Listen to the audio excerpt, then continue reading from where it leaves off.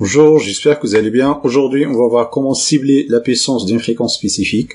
Autrement dit, on va pas recalculer toute la transformée de Fourier discrète d'un signal. On va juste cibler une fréquence. Ça correspond à un filtrage passe-bande efficace. Là, on trouve quelques applications. Dans les capteurs actifs où il y a un parti émetteur, après il y a un parti récepteur. Ensuite, pour la mesure de la linéarité des amplificateurs, donc, autrement dit, on va attaquer l'amplificateur avec une fréquence, un signal sinusoïdal pur. Ensuite, on va observer la sortie.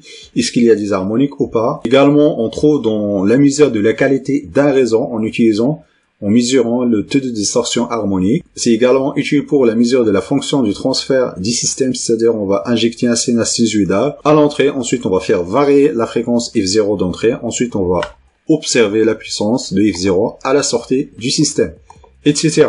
Donc cette partie, ça permet de faire la lecture des données. Ensuite, on va mesurer la fréquence d'échantillonnage qu'on va utiliser dans cette vidéo. Donc là, c'est 400. Donc c'est au voisinage de 430 Hz. Dans cette partie, on va voir comment extraire la puissance de la fréquence fondamentale. C'est la fréquence F0. Du coup, on va faire quelques traitements. Dans un premier temps, on va calculer la DFT, la transformée de Fourier discrète de tout le signal. Du coup, on va obtenir une partie réelle et une partie imaginaire. Ensuite, on va faire le calcul du modèle de la DFT. Donc on va utiliser une nouvelle fonction qui s'appelle getOndule. Donc il va juste calculer le racine carré de la partie réelle au carré plus la partie imaginaire au carré. Du coup, il va nous retourner un autre tableau qui contient le modèle de la DFT. Ensuite, pour le calcul de l'harmonique fondamentale, le F0 pour nous. Donc là, on va mettre à 0 la valeur moyenne parce que souvent la valeur moyenne est très importante par rapport à la puissance des harmoniques. Donc là, on va mettre à 0 la valeur moyenne qui correspond à l'indice 0 du tableau du module. La fonction getMax, ça va scruter le modèle de la DFT. Ensuite, il va chercher l'indice de la valeur maximale, ainsi la valeur maximale. Je mettrai un lien dans la description concernant la définition des fonctions pour le calcul du module, également pour la valeur maximale. On va afficher les données. Donc ça, c'est l'amplitude du fondamental. Ça, c'est l'indice du fondamental et celui-là, c'est la fréquence F0 du fondamental. Donc là, j'ai laissé le pin A0 en air. Autrement dit, c'est juste du bruit ambiant. Et là, on retrouve notre signal fondamental, c'est-à-dire la fréquence F0 ici. C'est au voisinage de 50 Hz. Donc là, ce qu'on va faire là, qu'on voit ici, donc on a le fondamental, il est bruité.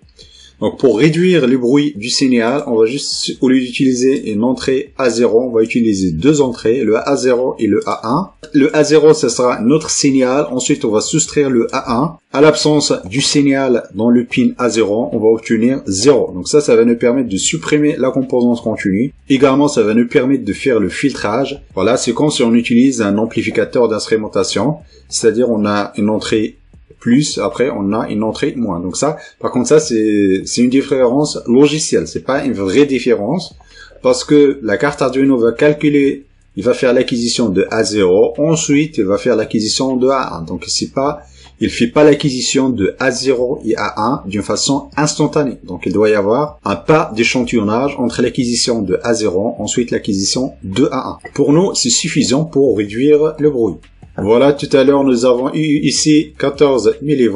Donc là, on a juste quelques millivolts, 4 mV. Même si on a fait la soustraction de 10 entrées, la DFT, il permet de récupérer le fondamental ici, qui est le 50 Hz. Ensuite, l'indice, ce qui nous intéresse par la suite, c'est l'indice du fondamental. Donc là, je vais toucher le pin A0. On voit que l'amplitude du signal, on a passé de 4 à 32. J'enlève ma main sur le pin A0. Donc là, je retombe à 5 mV.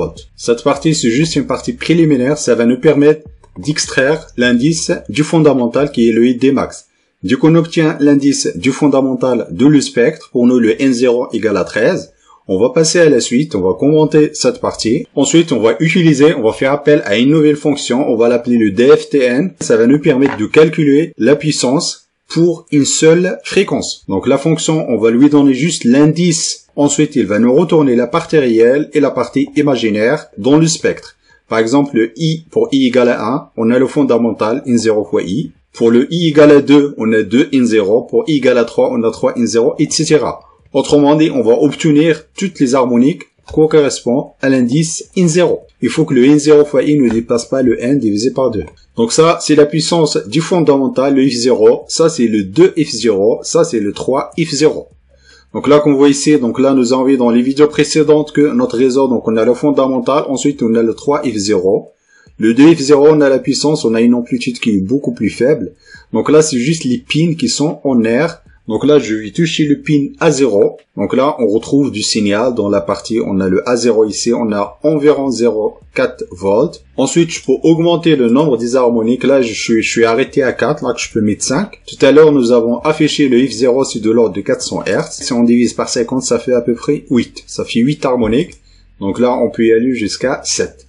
Donc là, on va juste afficher les 5 premiers harmoniques. Voilà, donc là, on a les 5 premiers harmoniques. Donc on a le fondamental, le 2F0, 3F0, 4F0, 5F0. Voilà, ensuite on peut afficher également l'allure temporelle des harmoniques. Voilà, comme vous voyez ici, donc ça c'est l'amplitude du fondamental. On a la majorité de la puissance ici. Ça c'est de l'ordre de 70, donc là 70 millivolts. On voit que les harmoniques c'est quelques millivolts. Donc ça c'est la variation de l'amplitude au fil du temps. Donc pour l'ensemble des harmoniques. Donc là, je vais toucher le pin à 0. Ensuite, on va voir la variation. Voilà, on a 10 variations de fondamentales et les autres harmoniques. Voilà, je lève ma main. Donc là, je lève mes pieds. Donc là, je pose. Ensuite, je lève mes pieds. Voilà, on voit que le fondamental, donc il y a une grande variation sur la fréquence F0. Lorsqu'on travaille sur les cartes, il faut toujours avoir un système de décharge électrostatique. Donc ça permet de mettre le potentiel à 0. Donc là, si je lève mes pieds, donc là, on voit un écart énorme dans l'amplitude. Donc là, on est environ à 0,6 volts. Donc là, si je positionne mes pieds, voilà, c'est surtout le fondamental, c'est la fréquence du réseau qui a une amplitude importante. Donc là, je vais retirer ma main sur la carte. Voilà, donc là, on revient à 0. Donc là, ce sont les pins en R. Donc là, on a une amplitude. On a quand même toujours le fondamental et les harmoniques. On verra dans la prochaine vidéo l'analyse des vibrations. Je vous remercie de votre attention et à la prochaine vidéo.